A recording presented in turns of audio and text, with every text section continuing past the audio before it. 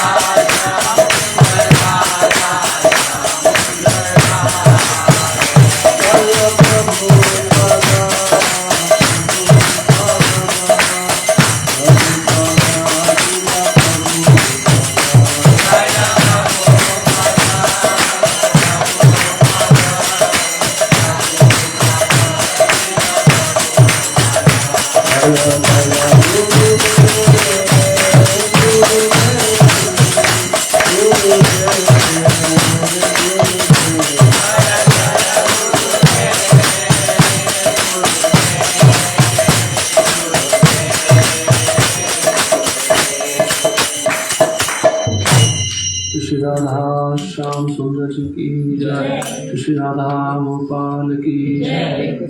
जगत गुरु श्री प्रभुपाद की जय। समवेत गौर भक्त वृंद की जय। दाय गौर प्रेमानंदे। ओम अज्ञानतिमिरान्धस्य ज्ञानाञ्जनशलाकया चक्षुरुन्मिलितं येन तस्मै श्रीगुरवे नमः। श्रीचैतन्यमनोभीष्टं स्थापितं येन भूतले स्वयं रूपा करामह्यं ददाति स्वपदान्तिकम्। वन्देऽहं श्रीगुरोः श्रीयुतापदकमलं श्रीगुरुं वैष्णवांश्च श्रीरूपं साग्रजातं सहगणरघुनाथान्वितं तं सजीवं साद्वैतं सावधूतं परिजनसहितं कृष्णचैतन्यदेवं श्रीराधा कृष्ण पादान् सहगणललिता श्रीशाखान्वितांश्च हे कृष्ण करुणा सिन्धु दीनबन्धो जगत्पते गोपेश गोपिकान्त राधाकान्त नमोस्तुते। तप्तकाञ्चन गौराङ्गी राधे वृन्दावनेश्वरी वृषभानुसुते देवी प्रणमामि हरिप्रिये। वाञ्छाकल्पतरुभ्यश्च कृपा सिन्धुभ्येव च पतितानां पावनेभ्यो वैष्णवेभ्यो नमो नमः। नमो महावदन्याय कृष्णप्रेमप्रदायते कृष्णाय कृष्णचैतन्य नाम्ने गौरद्विषे नमः। नमः ॐ विष्णुपादाय कृष्णप्रेष्ठाय भूतले श्रीमते भक्तिवेदान्त स्वामीति नामिने। नमस्ते सारस्वते देवे गौरवाणी प्रचारिणे निर्विशेष शून्यवादी पाश्चात्यदेशतारिणे। जय श्री कृष्ण चैतन्य प्रभु नित्यानंद श्री अद्वैत गदाधर श्रीवासादि गौर भक्तवृंद। हरे कृष्णा कृष्णा कृष्णा हरे हरे हरे राम राम राम हरे हरे।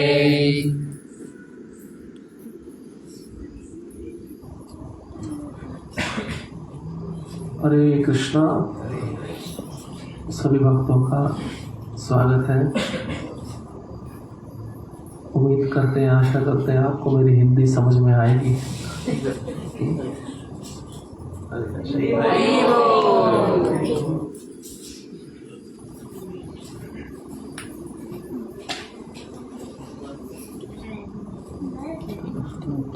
कुछ भक्तों से परिचित हूँ, लेकिन कुछ भक्तों को मैं जानता नहीं हूँ। परिवर्तन होता रहता है संसार का। पुराने वाले जाते रहते हैं, नए वाले आते रहते हैं। नए वाले पुराने हो जाते हैं, वो चले जाते हैं, नए आ जाते हैं। आज बहुत ही पवित्र दिवस है।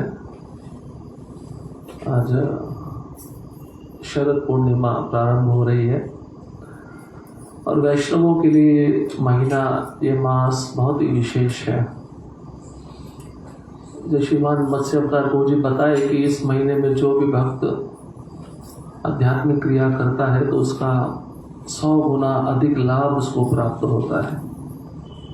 वही लाभ आज हम आपको सुनाने के लिए आए हैं। सनातन गोस्वामी ने एक ग्रंथ लिखा था, हरि भक्ति विलास। तो उन्होंने अपना कुछ नहीं लिखा है। उस ग्रंथ में उन्होंने स्कंद पुराण, पद्म पुराण से कार्तिक महात्म्य के श्लोक बताए हैं, जो सुनना बहुत आवश्यक है। अगर इस मास के विधि निषेध बोलते हैं ना, विधि मतलब करना और निषेध मतलब जो नहीं करना। हाँ, ये दोनों चीज़ें हमें समझनी बहुत ज़रूरी है। तो इस महीने में क्या करना चाहिए, क्या नहीं करना चाहिए, और ऐसा हम क्या करें जिससे ये जो महीना है जिसको दामोदर मास बोलते हैं, ये दामोदर भगवान हमसे प्रसन्न हो जाए। हाँ, तो हर एक महीने के अपने विशिष्ट देव रहते हैं। ऐसे कार्तिक महीने के जो विशिष्ट देव हैं वो है दामोदर। दामोदर जानते हैं ना? हाँ, दामोदर नाम क्यों पड़ा? वो कि माता यशोदा ने प्रेम पूर्वक उनको रस्सी से बांधा था, इसलिए इस मास में दामोदर भगवान की पूजा की जाती है। ऐसे कृष्ण भगवद गीता में कहते हैं, मेरे को मार्गशीर्ष महीना बहुत प्रिय है, महीनों में मैं मार्गशीर्ष हूँ। मार्गशीर्ष महीना जो दिसंबर का आएगा अभी, लेकिन श्रीमती राधा रानी को कार्तिक महीना बहुत प्रिय है, और जो राधा रानी को प्रिय होता है वो कृष्ण को स्वभावतः प्रिय हो जाता है, तो कृष्ण इससे दूर नहीं रहते।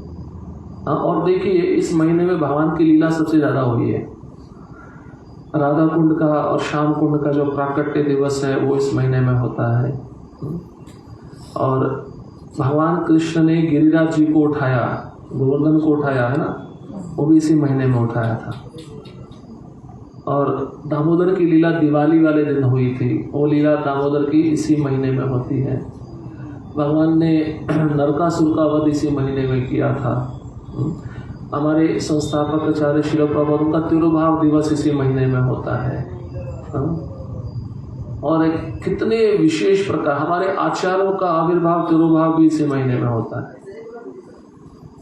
तो बहुत विशेष है ये महीना। जब आता तो भक्त बहुत प्रसन्न हो जाते हैं, भक्तों की इच्छा होती है वृंदावन दौड़े, है ना, वृंदावन जाना है, क्योंकि इस महीने में धामवास की भी बहुत महिमा है। मथुरा मंडल महात्म्य में बताया गया इस महीने में अगर कोई 2 या 3 दिन भी वृंदावन में रहता है, भगवान कृष्ण उसको अपनी प्रेमा भक्ति प्रदान कर देते हैं।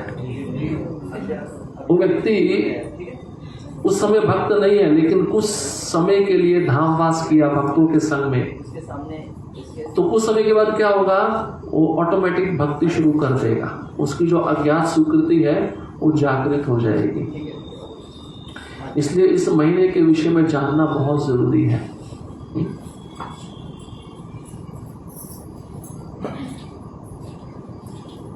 तो कहते हैं ना कार्तिको समो मासो न कृतेन समम युगम न वेद सदृशम शास्त्रम न तीर्थम गंगाया समम। बहुत सरल है समझना।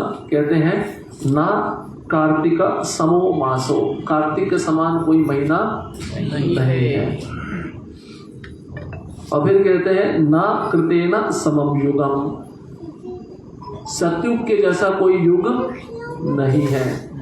4 युग है ना, सत्य युग, त्रेता युग, द्वापर युग, कलयुग। इसमें सत्ययुग सबसे श्रेष्ठ माना जाता है। 4 युगों में श्रेष्ठ सत्ययुग, सभी मासों में श्रेष्ठ कार्तिक मास।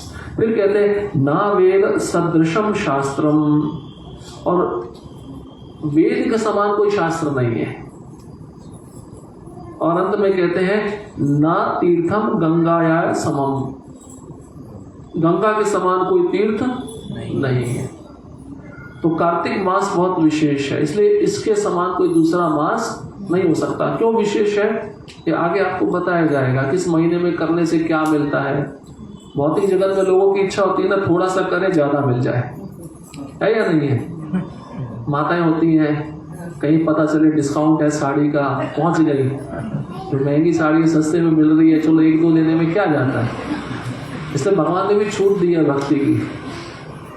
और चातुर्मास्य है, ठीक है, आप चातुर्मास्य का पालन ठीक से नहीं कर पाए, अधिक मास की भी विशेषता, लेकिन कार्तिक मास की ज्यादा विशेषता है। कार्तिक मास आता तो भगवान कहते हैं अब ये मास है, अब 3 महीना नहीं पालन किए, ये महीना अच्छे से पालन कर लो, उसमें मैं क्या क्या फल देता हूं, या हम आज सुनेंगे।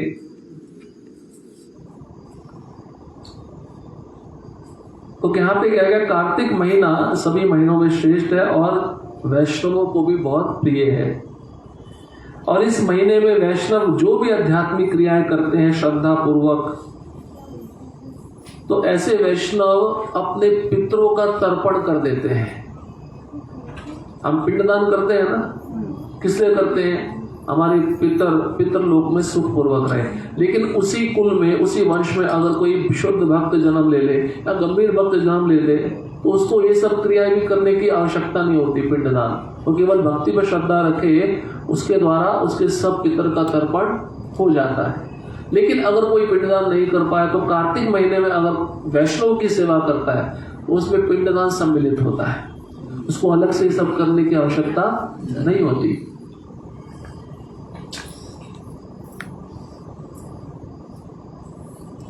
अब यहाँ पे कहा गया कि कार्तिक महीना भगवान कृष्ण को इतना प्रिय है कि इस महीने में अगर कोई भगवान कृष्ण को या दामोदर भगवान को दीप अर्पित करता है तो भगवान इतने प्रसन्न होते हैं, उसको अपना धाम प्रदान कर देते हैं, अपने धाम में उसको बुला लेते हैं खाली दीप दान करने से। अब पद्म पुराण में कथा आएगी, वो मैं आपको बताऊंगा, दीप दान से ही संबंधित है, बहुत विशेष कथा है। भगवान दामोदर अपने भक्तों से इतना प्रेम करते हैं कि उनका जो प्रिय महीना है दामोदर, जिसको कार्तिक भी कहते हैं, कि अगर छोटी सी भी सेवा इस महीने में की जाती है भगवान उसको बहुत विशेष मानते हैं। देवताओं का स्वभाव क्या होता है? देवताओं के लिए आप पहाड़ जैसा सेवा करो, आपको तिल के समान मिलेगा, समझते हैं? लेकिन कृष्ण के लिए आप तिल के समान सेवा करो, श्रद्धा पूर्वक, प्रेम पूर्वक, आपको पहाड़ के जैसा मिलेगा। ये कृष्ण और देवताओं में अंतर है। आप देख लो, ध्रुव महाराज हैं, उन्होंने कार्तिक महीने में ही तपस्या पूर्ण की थी। कार्तिक महीने में भगवान ने ध्रुव महाराज को दर्शन दिया था। ये लीला भी ध्रुव महाराज की कार्तिक महीने में संपन्न हुई थी, मधुबन। और अम्बरीश महाराज, जो दुर्वासा मुनि अम्बरीश महाराज का प्रसंग आता है ना, वो भी कार्तिक महीने में ही पूरा हुआ था। मधुबन में ही अम्बरीश महाराज अपने एकादशी का पारण पूरा कर रहे थे। वो लीला भी कार्तिक महीने में हुई। अब यहाँ पे बताया गया कि वाराणसी, कुरुक्षेत्र, नैमिषारण्य, पुष्कर, ये सब तीर्थ है, इनमें रहने से इतना लाभ प्राप्त नहीं होता कार्तिक महीने में भगवान को एक बार दीप दान करने से जितना लाभ प्राप्त होता है। ये सब जो तीर्थ क्षेत्र है, इसमें व्यक्ति कितना भी लंबा समय जाके रहे लेकिन उसको इतना लाभ प्राप्त नहीं होगा कार्तिक महीने में भगवान दामोदर को दीप अर्पित करके उसको जो लाभ प्राप्त होता है।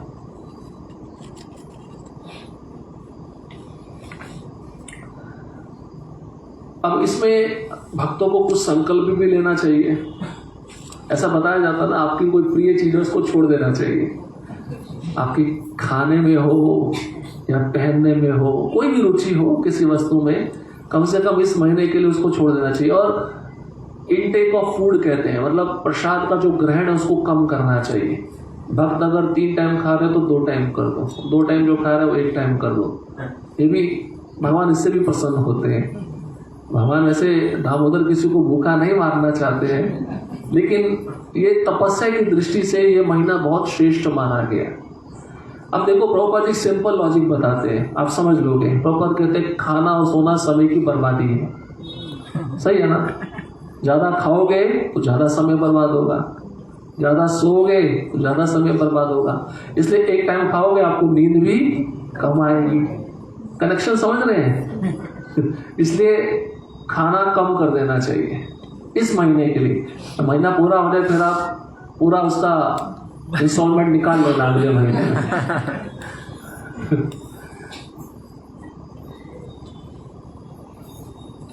अब यहाँ पे बताया गया कार्तिक महीने में जो भी ब्राह्मण, क्षत्रिय, वैश्य, शूद्र संकल्प लेता है वो कभी भी निम्न योनि में जन्म नहीं लेगा। चाहे उसने प्रसाद का संकल्प लिया कि मैं थोड़ा कम खाऊंगा, या कई भक्त संकल्प लेते हैं मैं 64 माला करूंगा, कई भक्त संकल्प लेते हैं मैं रोज गिरिराज जी की परिक्रमा करूंगा, कई भक्त संकल्प लेते हैं मैं आज इतने भक्तों को प्रणाम करूंगा। केवल संकल्प लेने से वो व्यक्ति निम्न योनि में जन्म नहीं लेता। कार्तिक महीने की ये विशेषता है।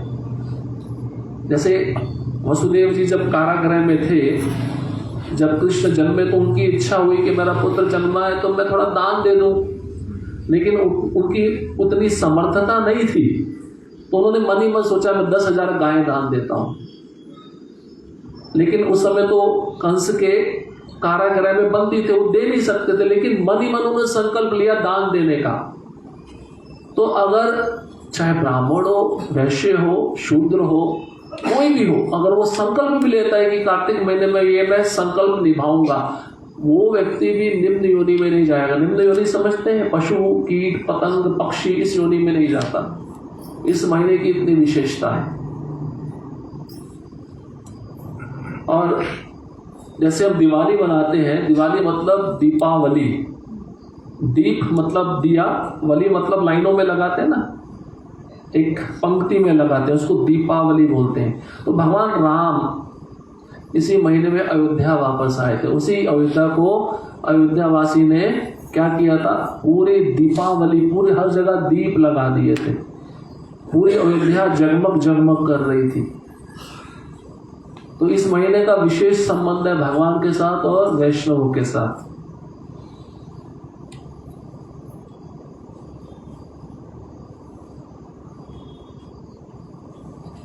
अब यहाँ पे बताया गया कार्तिक महीने में कोई दान देता है अन्न का, या कोई यज्ञ करता है, या कोई तपस्या करता है, मंत्रों का उच्चारण करता है, कार्तिक महीने में इसका 1000 गुना अधिक लाभ है। इसलिए इसका लाभ उठाना चाहिए। शास्त्र में ऐसा बताया गया, अगर आप किसी ऐसे ब्राह्मण को जिसके अंदर योग्यता नहीं है, जिसके अंदर गुण नहीं, उसको दान देते हो ना, अगले जन्म में जो दान दिया वो पैसा आपको वापस नहीं मिलता, समझ रहे। लेकिन अगर आपने योग्य ब्राह्मण को दान दिया जिसके अंदर गुण है, सत्य बोलता है, वेदों का अध्ययन करता है, इंद्रियों पे नियंत्रण है, मन पे नियंत्रण है, तो जो दान आपने दिया है उसका 10 गुना आपको मिलेगा रिटर्न अगले जन्म में। लेकिन अगर वैष्णव को दान दिया है, जो भक्त है, जो भगवान कृष्ण की सेवा में समर्पित है, तो ऐसा बताते वो दान जो आपने दिया 1000 गुना आपको रिटर्न वापस आएगा अगले जन्म में। ऐसा शास्त्र में लिखा गया। तो आप सोचो कार्तिक महीने में अभी आप उसको 1000 से मल्टीप्लाई कर दो, अगर आपको ऐसा वैष्णव मिल जाए और आपने उस वैष्णव को कुछ दे दिया। खाली लक्ष्मी की बात नहीं है, उसको कुछ आवश्यकता है, वस्त्र की आवश्यकता है, ग्रंथ की आवश्यकता है, ये भी दान कहलाता है। मान लीजिए कोई भक्त है, बहुत गरीब है, लेकिन भक्ति में बहुत गंभीर है, वो यात्रा करना चाहता है, एक उदाहरण के रूप में वो वृंदावन की यात्रा करना चाहता है, आप उसका अगर टिकट भी बना दोगे वृंदावन का, तो भगवान आपको अपने धाम में बुला लेंगे। भगवान ने इतनी विशेषता दी है इस महीने में कि जैसे सेल होती है तो सब दौड़ के आते हैं। भगवान कहते हैं ये भी कार्तिक महीने में एक प्रकार का भक्ति का सेल है। अब इस भक्ति के सेल को जितना कोई ग्रहण करना चाहे कर सकता है। अब फिर भी कंजूस लोग ऐसे होते हैं और सोचते हैं हम इतना पैसा क्यों खर्च करेंगे, बहुत महंगा है। इसलिए आलसी लोग इसमें ज्यादा तपस्या नहीं करना चाहते।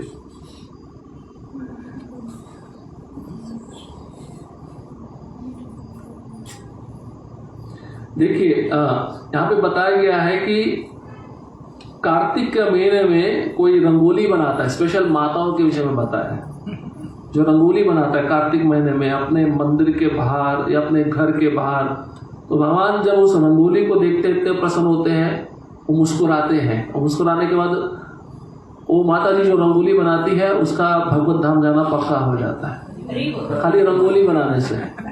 ये मैं नहीं बता रहा, यहाँ पे स्कंद पुराण में लिखा है।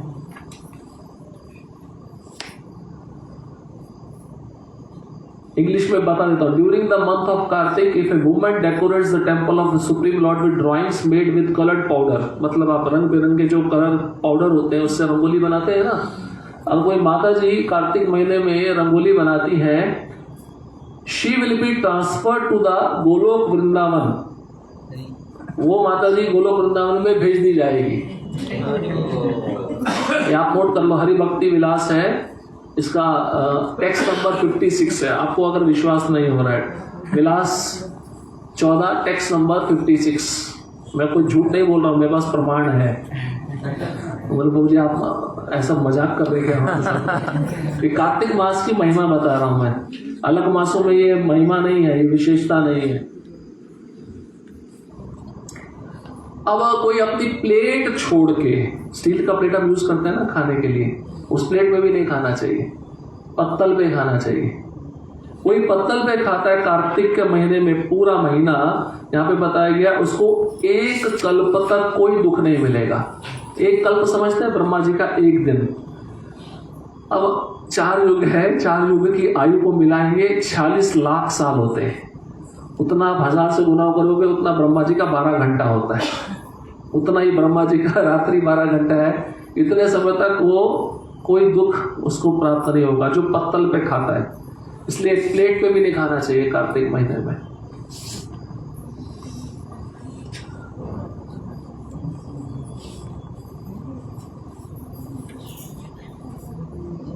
और यहाँ पे बताया गया है लोटस लीफ प्लेट, कमल का जो पत्ता होता है उस पे भी आप प्रसाद ले सकते हो। कार्तिक के महीने में कोई कमल के पत्ते पर प्रसाद ग्रहण करता है, उसको कभी नरक की यातना नहीं भोगनी पड़ेगी, वो कभी नरक में प्रवेश नहीं करेगा।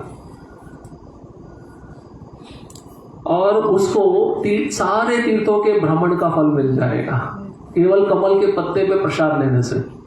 और वो कोई टेंशन कोई खर्चा नहीं है,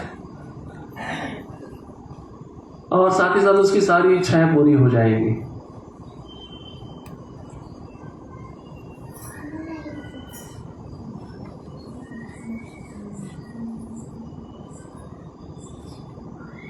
अभी सुबह जल्दी उठने का महत्व बताते हैं। ये थोड़ा तकलीफ होता है सबको, है ना। ठंडी का समय है, मुझे काय करायचं आहे, लवकर सकाळी उठायचं नाही, लई ठंडी वाजते। अब यहाँ पे बताया गया है जो भी सुबह जल्दी उठता है कार्तिक महीने में सूर्य उदय से पहले और भगवान दामोदर के सामने जाकर खड़ा हो जाता है, 1000 गाय दान का फल मिलता है। खाली सुबह जल्दी उठ के स्नान करके भगवान दामोदर के सामने खड़ा हो जाता है बस।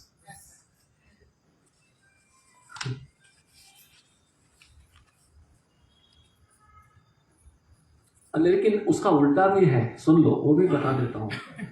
कार्तिक महीने में कोई सुबह जल्दी नहीं उठता, सूर्य उदय के बाद उठता है तो वो निम्न योनि में जन्म लेता है। इसलिए ठीक है आप 11 महीना नहीं उठे, लेकिन कार्तिक महीने में ब्रह्म मुहूर्त में उठ जाओ, थोड़ा आलस का त्याग कर दो।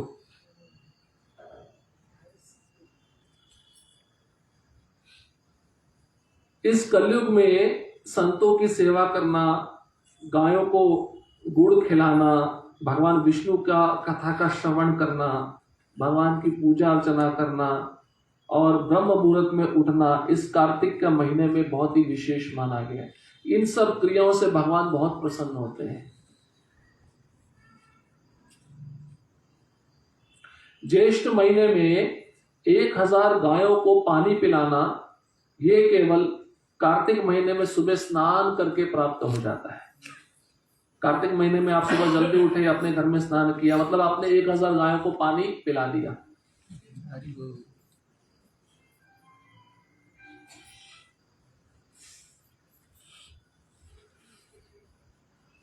और इस कार्तिक महीने में गीता शास्त्र विनोदेना कार्तिकम यो नयेन नरा ना तस्य पुनर्वृत्तिर माया दृष्टा कली प्रिया। सुनिए ध्यान से, यहां पे बताया गया ओ नारदा, जो भी कार्तिक महीने में पूरे महीने में भगवत गीता की चर्चा करता है, भगवत गीता को सुनता है, पढ़ता है, या श्रीमद् भागवतम को सुनता है, पढ़ता है, वो दोबारा इस जगत में जन्म नहीं लेगा। इसलिए प्रभुपाद जी ने क्या नियम बनाया, सुबह भागवतम पढ़ना और शाम को भगवत गीता पढ़ना। इसलिए भक्तों के बीच में ये शास्त्र की चर्चा होती रहनी चाहिए। भगवत गीता में कृष्ण कहते हैं जो मेरे भक्त हैं जब साथ में आते हैं तो मेरे विषय में चर्चा करते हैं, मेरे विषय में श्रवण करते हैं। कथयन्तश्च मां नित्यश्च तुष्यन्ति च रमन्ति च। और जब मेरी कथा सुनते हैं उनको आनंद आता है तो इसी में रमण करते हैं, विचरण करते हैं। मेरे बारे में सुनते हैं, मेरे बारे में गुणगान करते हैं, यही भक्तों का कर्तव्य है। और इस कार्तिक महीने में ही ज्यादा करना चाहिए। कारण देखिए, अब हम भगवत गीता या भागवतम सुनेंगे, पढ़ेंगे तो क्या होगा, हम संसारी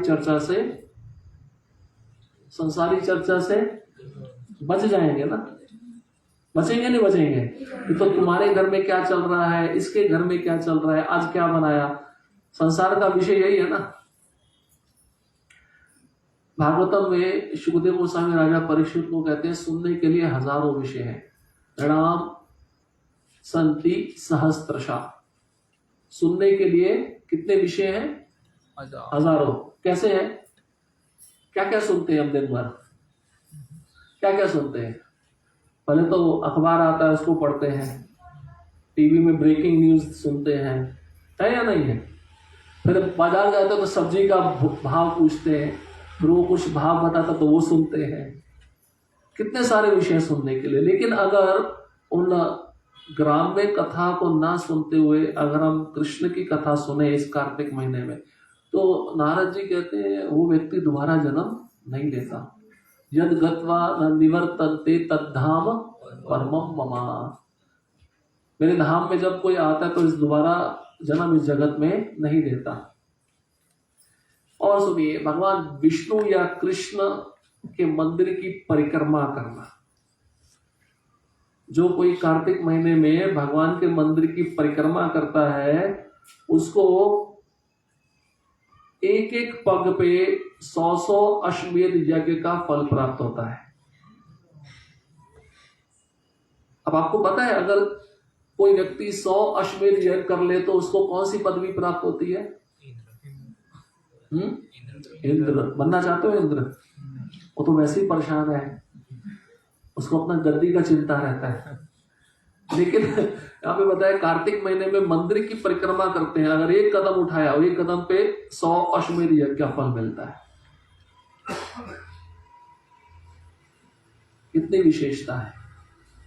अब सोचिए, फिर धाम में तो परिक्रमा करते हैं ना भक्त, ब्रजमंडल परिक्रमा शुरू हो गई है, एक दिन में 20-20 किलोमीटर चलते हैं, तो उनको कितना फल मिलेगा? तो धाम की जो परिक्रमा है वो कृष्ण की परिक्रमा है ना, क्योंकि कृष्ण का धाम कृष्ण से अलग नहीं है। और सुनिए, कोई उत्साह पूर्वक भगवान के मंदिर में आके नाचता है, कीर्तन में गाता है, वाद्य यंत्र बजाता है, जैसे प्रभु जी अभी मृदंग बजा रहे थे, उसको भी भगवान का धाम प्राप्त होता है। केवल गाने से, मृदंग या करताल बजाने से और नाचने से। पद्म पुराण में कथा आती है, मैं दीपदान का भी महत्व बताऊंगा, लेकिन मेरे से रहा नहीं जा रहा, वो कथा मुझे बतानी है। पद्म पुराण में कथा आती है, एक बार कार्तिक के महीने में दीप जल रहे थे और मंदिर में चूहा घूम रहा था। इसको अतिशयोक्ति मत समझना, सत्य बात है, ये शास्त्र की बात है। चूहा घूम रहा था, चूहे को कुछ खाने के लिए नहीं मिल रहा था। उसने देखा वो बाती जल रही है, सफेद सफेद है, मक्खन होगा, और बाती थोड़ा भुज रही थी, थोड़ा नीचे की तरफ आ रही थी ना, कालिक ज्यादा हो जाती है, तेल कम होने लगता है तो भुजने लगती है। और चूहा समझा कुछ खाने की वस्तु है, दौड़ कर गया, जैसे उसने मुंह लगाया तो उसकी आग मुंह के अंदर चली गई। अब वो तड़पने लगा, जलन होने लगी उसको, लेकिन जैसे टच किया था बाती को, जो बुझ रही थी वो जलने लगी, ऊपर आ गई। ठीक है, एक कमाल हो गया, एक अद्भुत। भगवान देख रहे थे ऑल्टर से, ये चूहा क्या कर रहा है। बाद में जब उसके मुख में आग गई, उसको जलन होने लगी तो नाचने लगा, कूदने लगा।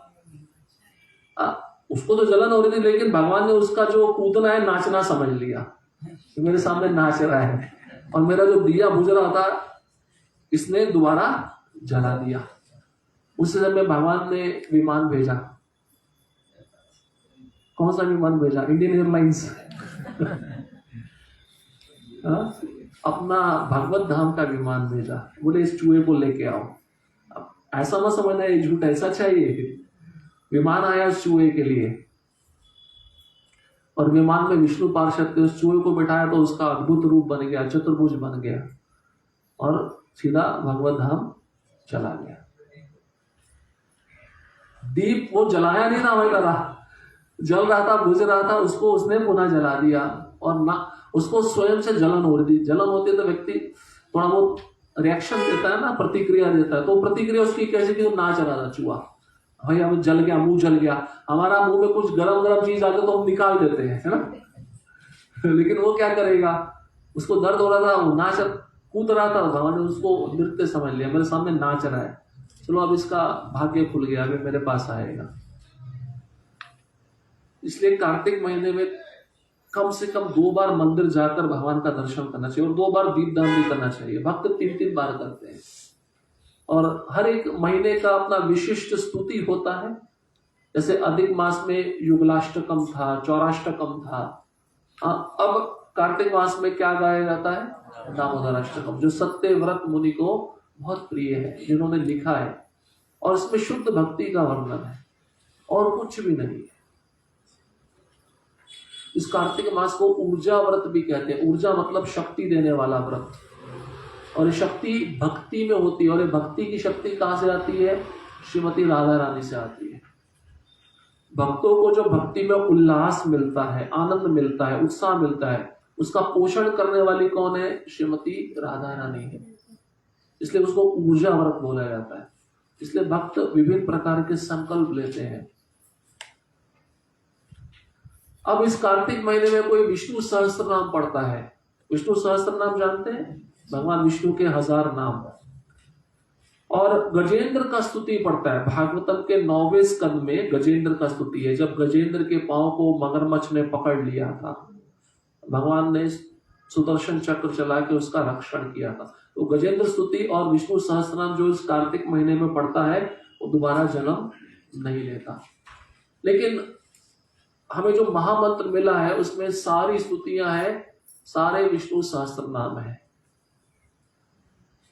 1000 विष्णु के नाम भगवान राम के एक नाम के बराबर है, ठीक है।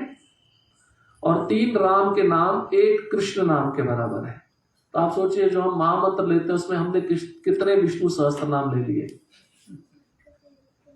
और हमारी जो 16 माला होती है वो लगभग 25 या 26 हजार नाम होते हैं।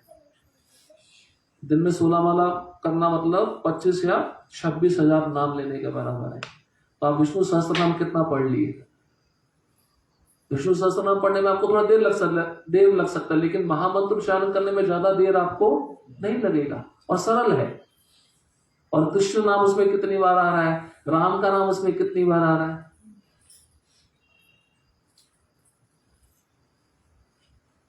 यहां पे बताया गया है, जो ब्रह्म मुहूर्त में उठकर भगवान हरि का गुणगान करता है इस कार्तिक महीने में। हरि का गुणगान मतलब कोई स्तुति पढ़ता है या करता लेके महामंत्र का कीर्तन करता है या जप करता है, ये स्तुतियां हैं, या ब्रह्म संहिता पढ़ता है, तो वह निश्चित रूप से श्वेत द्वीप जाता है। श्वेत द्वीप, श्वेत द्वीप ये भी भगवान के धाम का एक पार्ट है, एक हिस्सा है।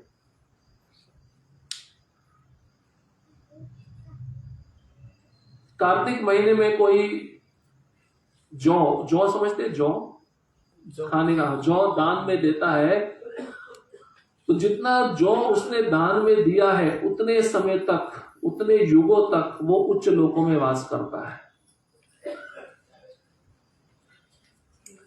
इस कार्तिक महीने में अगुरु, कपूर, चंदन, अगरबत्ती कोई भगवान केशव को अर्पित करता है, वो दोबारा इस भौतिक जगत में जन्म नहीं लेता। तो वो सारे प्रमाण किसकी तरफ इशारा कर रहे हैं, दोबारा इस जगत में नहीं आना। लेकिन अब ऐसा नहीं है कि एक बार में किया बस छोड़ दिया, हमारा टिकट बुक हो गया, हम चले जाएंगे, ऐसा नहीं है। वो करते रहना पड़ेगा पूरा महीना। करते करते आप पूरा महीना करोगे तो आपको रुचि निर्माण होगी, फिर आप उसमें नित्य रूप से लग जाओगे। कहने का बात है, हमें प्रोसेस शुरू करना होगा, विधि शुरू करनी होगी। कार्तिक के महीने में कोई भगवान हरि की कथा श्रद्धा पूर्वक, प्रेम पूर्वक सुनता है, नित्य नियम से, यहां पे बताया गया है, वह 1000 गायों को दान देने के बराबर फल प्राप्त करता है। और कोई कार्तिक महीने में भगवत गीता या भागवतम का 1/4 श्लोक भी पढ़ता है, पूरा श्लोक नहीं पढ़ पा रहा, 1/4 मतलब 1/4, मतलब पूरे का आधा, आधे का भी आधा, उतना भी पढ़ लिया, भगवान तो भी प्रसन्न होकर उसको अपने धाम में बुला लेते हैं। भगवान कहते ठीक है, तेरे को पूरा श्लोक नहीं पढ़ा जा रहा है, आधा तो पढ़, आधे का आधा तो पढ़।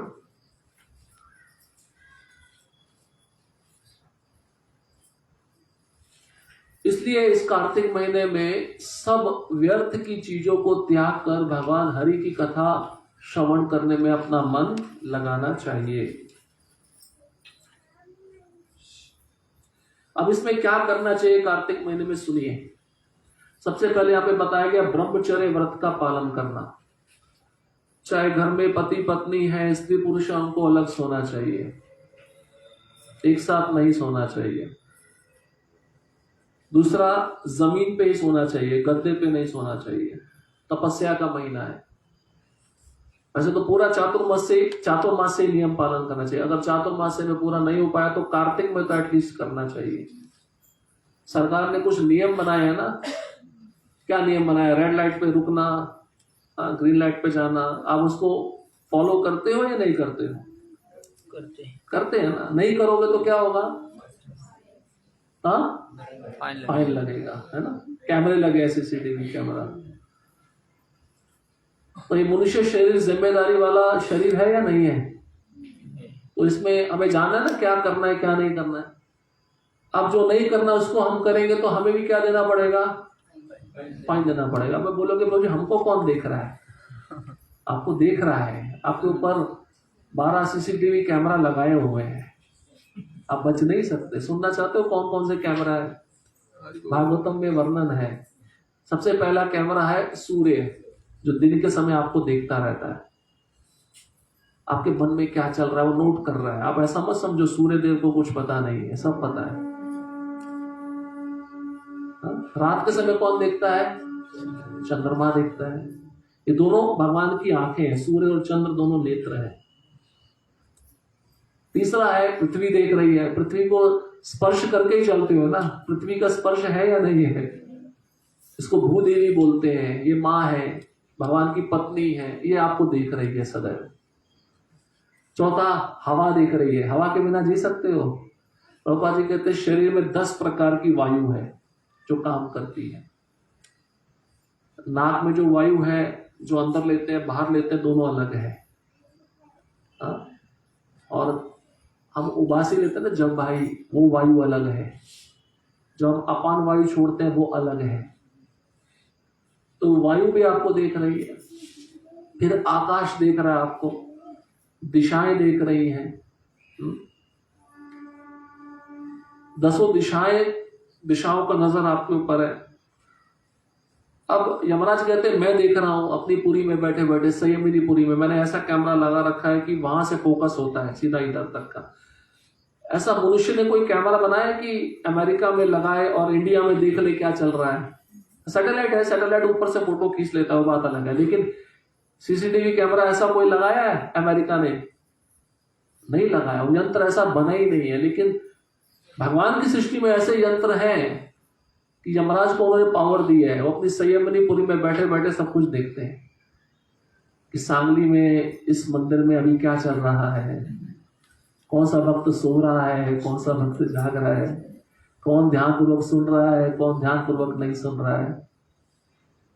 फिर यमराज कहते ठीक है, मरने के बाद जब इस व्यक्ति का अकाउंट जाता है, अगर इन सब सीसीटीवी कैमरा जो भगवान ने लगाए इनसे चूक हो जाती है, इनसे गलती हो जाती है। वैसे तो गलती नहीं होती इनसे, सूर्य से चंद्र से, लेकिन अंदर तो परमात्मा बैठा है ना,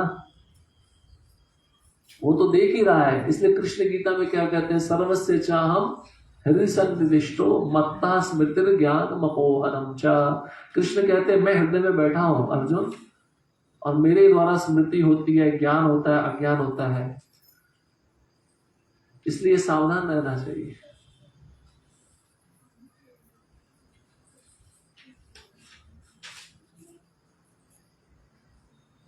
यहां पे बताया गया कार्तिक के महीने में कोई व्यक्ति 1 श्लोक भागवतम का पढ़ता है भक्ति के साथ,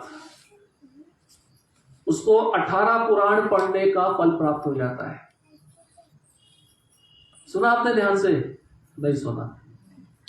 कौन बताएगा?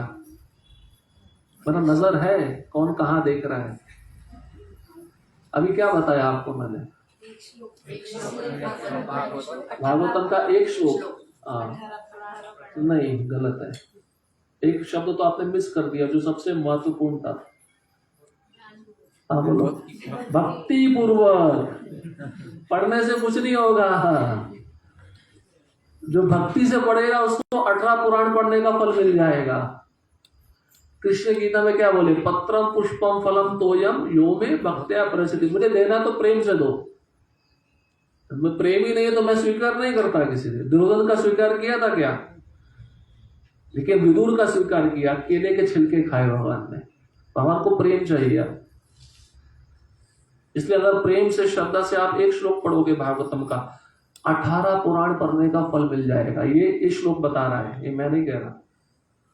शॉर्टकट है, देखो आपके हाथ में, ये महीने में शॉर्टकट है। और से शॉर्टकट आप क्या क्या चाहोगे बताओ मुझे? अब व्यक्ति इतना आलसी है, बोला उसको और भी शॉर्ट कर दो। भक्ति का मार्ग शॉर्टकट का नहीं है, लेकिन भगवान ने सरल बना दिया है तो उसका उतना तो लाभ उठाना चाहिए। तो हम पढ़ रहे थे क्या करना है। एक तो ब्रह्मचर्य व्रत का पालन होना चाहिए, जमीन पे सोना चाहिए मैट डाल के, उसको हविष्य खाना चाहिए। ये गोपियां करती थी। अभी ये जो कार्तिक महीना खत्म होगा, इसके बाद में कात्यायनी व्रत शुरू होता है।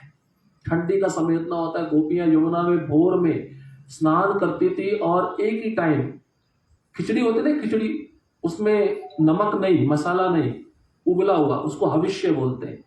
दिन में एक ही बार खाना।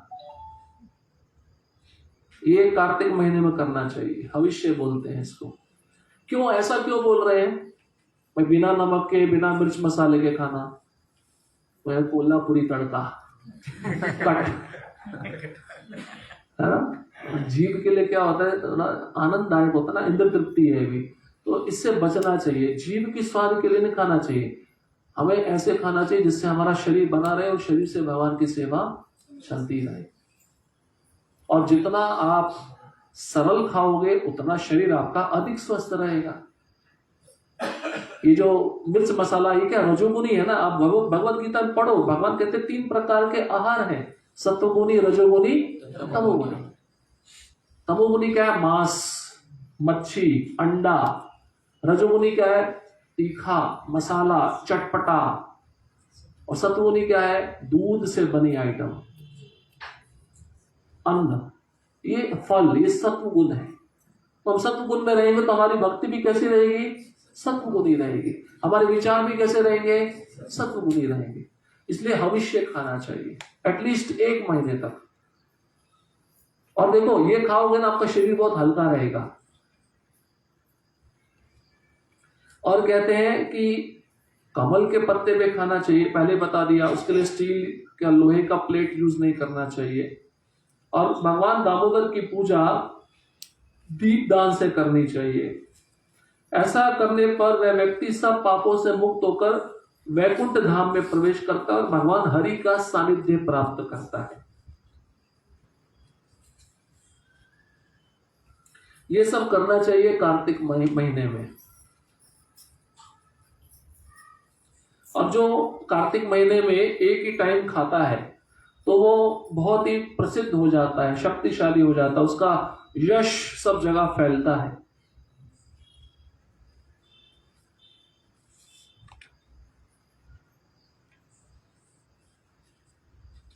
अब भगवान कहते हैं ठीक है, कोई पूरा महीना कार्तिक व्रत का अनुष्ठान नहीं कर पा रहा है, केवल 3 दिन करता है, तो देवता भी उसकी पूजा करते हैं। ठीक है, अब भगवान बोले 3 दिन तो कर लो कम से कम। ठीक है, आखिरी के जो भीष्म पंचक होता है ना, ये बहुत शक्तिशाली होता है। उन 5 दिनों में, आखिरी के 5 दिनों में उत्थान एकादशी होती है जब भगवान सोकर उठते हैं 4 महीना, आषाढ़ी एकादशी जब भगवान शयन करते हैं, और उत्थान जब उठ जाते हैं। उत्थान एकादशी से पूर्णिमा तक, 5 दिन जो है इसको भीष्म पंचक बोलते हैं। कम से कम इन 5 दिनों में तो पालन करना चाहिए। अगर 5 दिनों में पालन करते हो तो देवता भी उस व्यक्ति की पूजा करते हैं।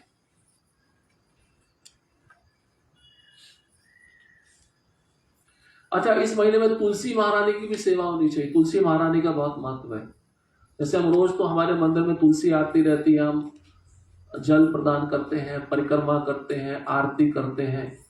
तुलसी महारानी का बहुत महत्व है। जो तुलसी की सेवा करता है, सुनिए ध्यान से, इस कार्तिक महीने में जो चंदन घिसकर तुलसी का पत्र भगवान के चरणों में अर्पित करता है, उसको 1 करोड़ गाय दान करने का फल मिलता है और वो भगवान के धाम को वापस जाता है।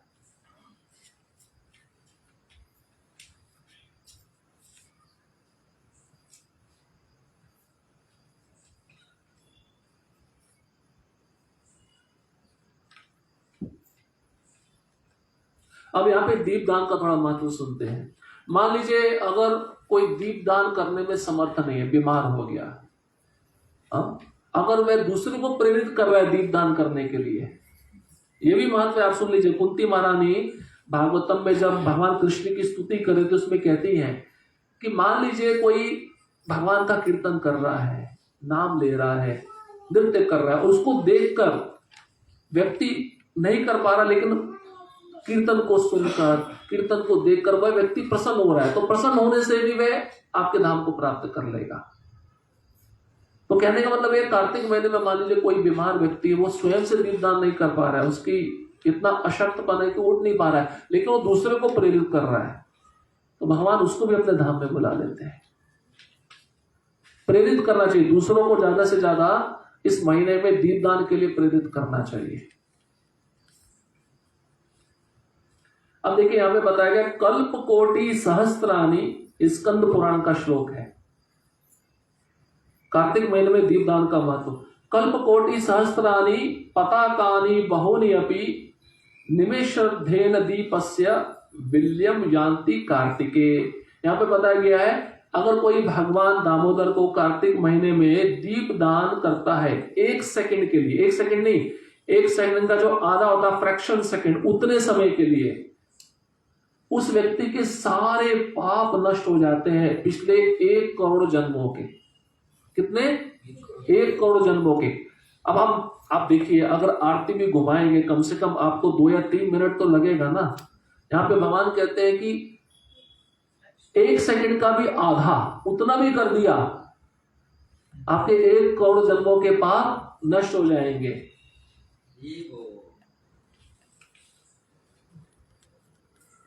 अब कार्तिक में दीपदान की महिमा बताते हुए आगे बताया गया है, ये दीपदान भगवान केशव को बहुत प्रिय है। सब भक्ति के आइटम में से ये दीपदान सबसे ज्यादा प्रिय है।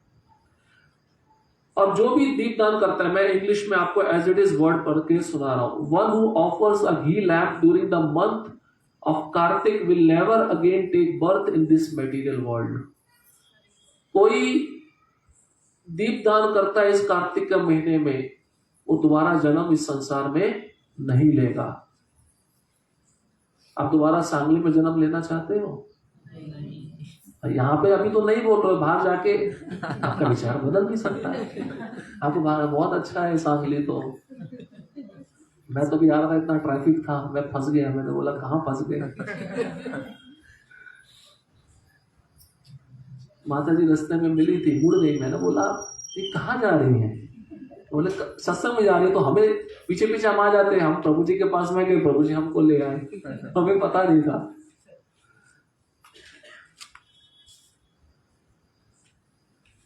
कार्तिक के महीने में सुनिए, भगवान को दीप दान करना मतलब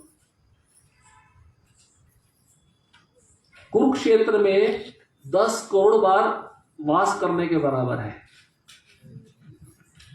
और चंद्र या सूर्य ग्रहण में जो हम दान देते हैं ना, उसमें दान अधिक होता है। तो कार्तिक महीने में दीप दान करने का महत्व है। अगर सूर्य ग्रहण, चंद्र ग्रहण में आप दान देते हो, उससे 10 करोड़ गुना लाभ उस खाली एक दीप दान से मिल जाता है।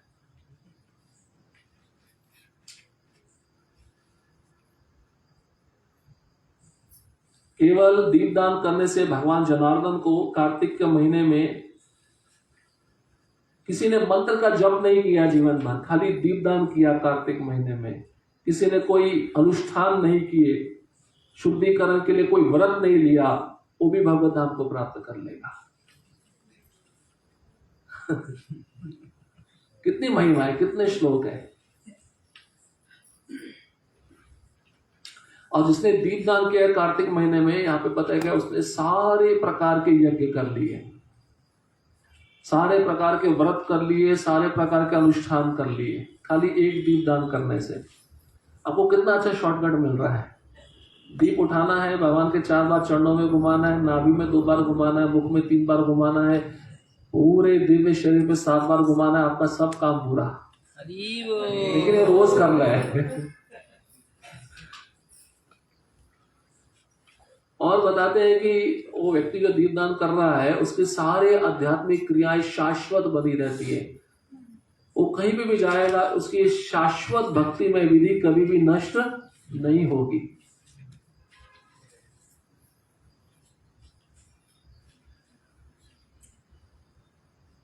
अब यहाँ पे पापी से पापी व्यक्ति के बारे में बता रहे हैं, जिसने गाय की हत्या की है, जिसने अपने माता पिता की हत्या की, जिसने अपने गुरु का वध किया है।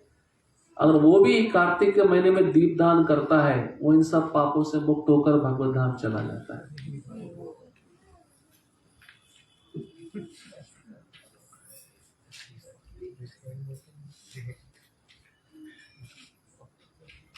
सुमेरु पर्वत है, उसको मंदराचल पर्वत भी कहते हैं। इस ब्रह्मांड का धुरी का आधार वही पर्वत है जिसके चारों ओर सूर्य घूम रहा है। वो पर्वत इतना बड़ा है, यहाँ पे बताया गया है कि अगर उस पर्वत के समान भी किसी ने पाप किए हैं, आप सोचो जो ब्रह्मांड की धुरी को संभाल के रखा हुआ है, जिसके चारों ओर सूर्य चक्कर लगा रहा है, वो पर्वत कितना बड़ा होगा।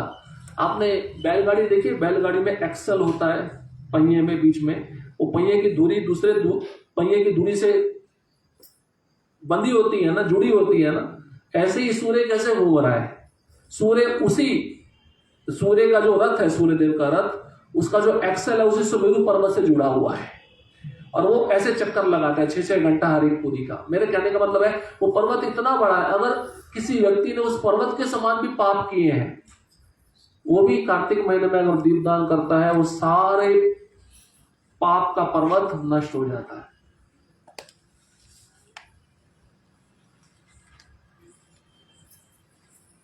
अब यहाँ पे बताया गया, स्पष्ट है, कार्तिक महीने में दीपदान करने वाला भगवत धाम को वापस जाता है।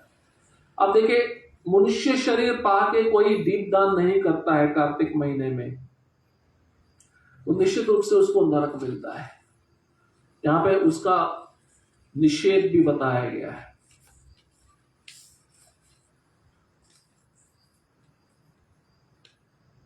जितनी भी पवित्र नदियां हैं पूरे पृथ्वी पे, उन पवित्र नदियों में स्नान करना, पूरी, एक नहीं पूरी, जैसे हम मंत्र उच्चारण करते हैं ना, ओम गंगे च यमुने च गोदावरी सरस्वती नर्मदे सिंधु कावेरी जलेस्मिन् सन्निधिं कुरु। ठीक है, ये तो 7 पवित्र नदियां हो गई, लेकिन इतनी और भी पवित्र नदियां जिनका वर्णन शास्त्रों में है। अब उन नदियों में स्नान करना, आप इन सब नदियों में जा सकते हो? इतना तो समय भी नहीं है, हमें इतना पता भी नहीं कौन सी नदी कहाँ बह रही है। लेकिन कार्तिक महीने में जो व्यक्ति दीपदान करता है, उसको इन सभी पवित्र नदियों में स्नान करने का लाभ प्राप्त हो जाता है।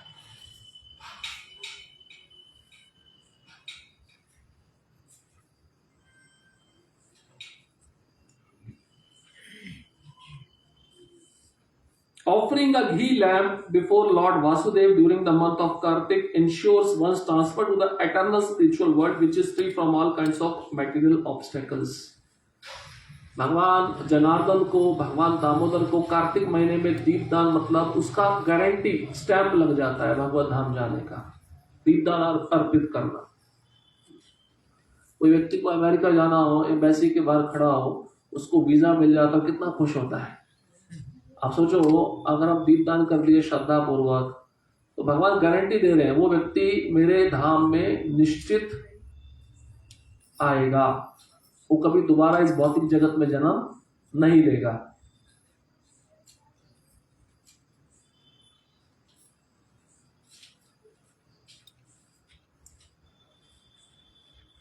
चलो, अब आपको भौतिक वस्तुएं भी चाहिए होती ना संसार में, वो भी बता देते हैं। आखिरी श्लोक है, उसको पढ़ के समाप्त करेंगे।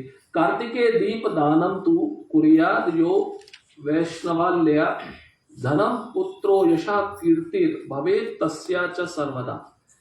जो भी कार्तिक महीने में भगवान जनार्दन को दीप दान करता है, उसको संपत्ति मिलती है, अच्छी संतान मिलती है, उसका यश बढ़ता है, उसके कारोबार में समृद्धि होती है।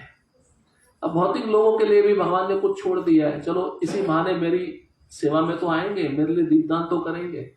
लेकिन भक्तों के संग में आगे जब दीपदान करेंगे, गाएंगे, तो फिर उनकी भक्ति में सुकृति प्रारंभ हो जाती है। देखिए, सबके लिए भगवान ने कुछ ना कुछ दिया है, लेकिन भक्तों के लिए क्या है? भक्त तो किस भावना से भक्ति करते हैं कि हम तो अहेतु की भक्ति करें, निष्काम भाव से करें, और निष्काम भाव से की हुई भक्ति बहुत श्रेष्ठ मानी जाती है। इसलिए इसी भाव को रखकर इस महीने में हमें ये सारी क्रियाएं करनी चाहिए।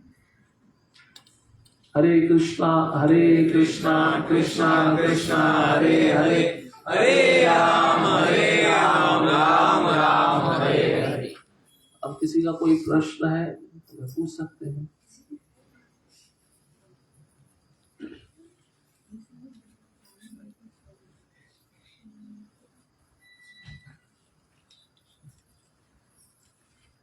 ठीक है, आप सबका धन्यवाद। आपने बहुत शांतिपूर्वक सुना, बहुत ध्यान से सुना।